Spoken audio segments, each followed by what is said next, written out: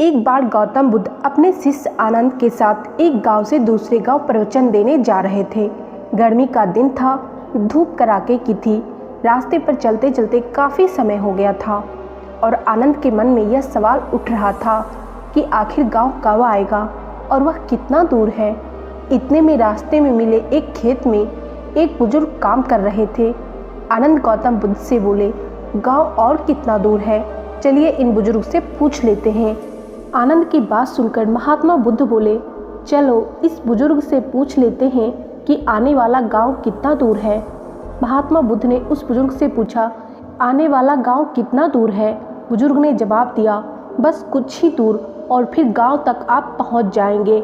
और इतना कहते ही गौतम बुद्ध बुजुर्ग की तरफ देखकर थोड़ा मुस्कुराए और बुजुर्ग आदमी भी गौतम बुद्ध को देखकर हल्का से मुस्कुरा दिए।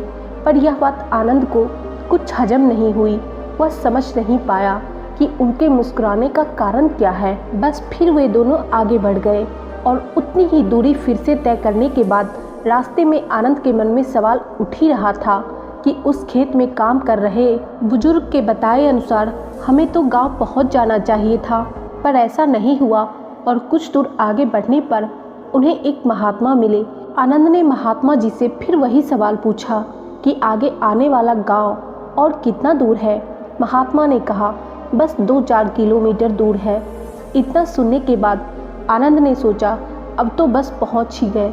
और फिर एक बार भगवान बुद्ध ने राह पर मिले महात्मा को देखकर थोड़ा सा हंसे और महात्मा भी भगवान बुद्ध को देखकर थोड़ा हंसे। फिर एक बार आनंद के दिमाग में सवाल उठने लगा कि आखिर दोनों के आपस में हंसने का वजह क्या है। और ठीक वैसे ही राह में मिली बूढ़ी अम्मा के साथ भी वार्ता हुई। अब आनंद के सब्र का बांध टूटने लगा और कुछ दूर जाकर आनंद ने अपने कंधे पर उठाए सामान को जमीन पर पटकते हुए कहा, हे बुद्ध, वैसे तो आप कहते हैं कि बेवजह सवाल करना सही नहीं होता, फिर भी मेरे मन को एक सवाल काफ़ी समय से खाए जा रहा है।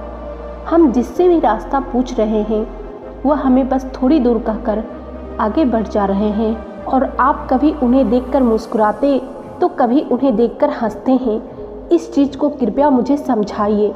और इतना सुनते ही भगवान बुद्ध ने आनंद से कहा, आनंद, जिस गांव की ओर हम जा रहे हैं इस रास्ते पर मैं पहले भी आ चुका हूं और यहाँ से गांव की दूरी मुझे पता है और यह बात राह में मिले हर व्यक्ति भी जानते थे। बस इसीलिए मैं उन्हें देखकर मुस्कुराता और वो मुझे देखकर। जिस तरह हम लोगों को उनके लक्ष्य की प्राप्ति के लिए उन्हें उपदेश देते हैं और उन्हें अपने जीवन पथ पर सफलता हेतु निरंतर चलने को प्रेरित करते हैं, बिल्कुल राह में मिले हर व्यक्ति भी हमारे कार्य पथ पर हमारे मंजिल की ओर निरंतर बढ़ते रहने का उपदेश दे गया। भगवान बुद्ध की इस बात को सुनकर आनंद मुस्कुरा उठा और गांव की ओर चल दिए।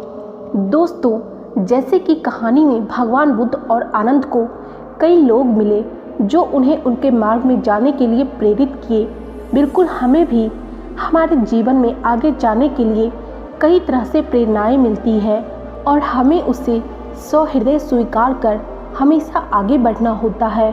दोस्तों, आज की कहानी आपको कैसी लगी? अपनी राय हमें कमेंट बॉक्स में ज़रूर बताइएगा और वीडियो को लाइक ज़रूर कर दीजिएगा। और इसी तरह के मोटिवेशनल और इंस्पिरेशनल वीडियो देखने के लिए आप हमारे चैनल को सब्सक्राइब करके बेल आइकन ज़रूर प्रेस कर लीजिएगा। आज के वीडियो में इतना ही, मिलते हैं नेक्स्ट वीडियो में, तब तक के लिए धन्यवाद।